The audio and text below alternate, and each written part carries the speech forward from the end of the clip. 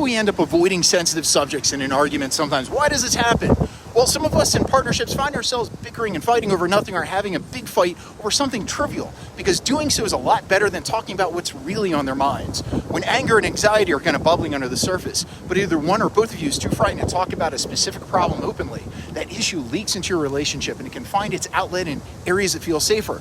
The avoidance of sensitive subjects, that's known as displacement. And it's a really common unconscious defense mechanism we have that redirects something that feels unsafe to something or somebody else that feels more manageable. A more familiar term is like kick the cat syndrome. Almost any subject can become taboo in a relationship, but there's some common culprits, right? Like an affair.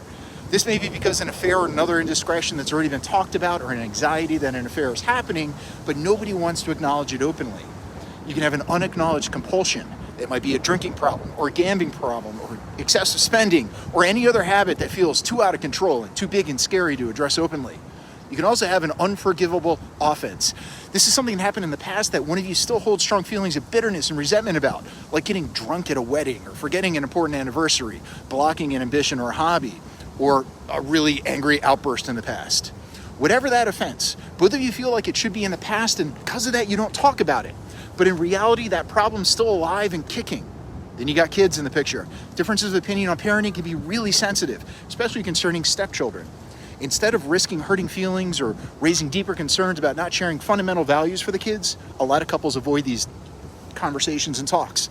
Then you got debt, outstanding debts and money. These worries are a big source of concern for everybody.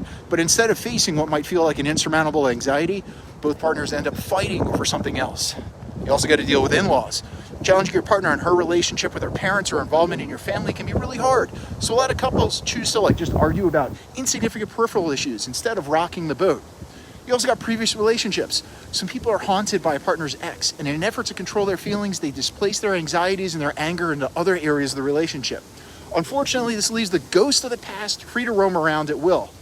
You also got to worry about religion and politics. Some people say that religion and politics are really important subjects that you should avoid in polite company. But these topics are also pretty bad in relationships sometimes.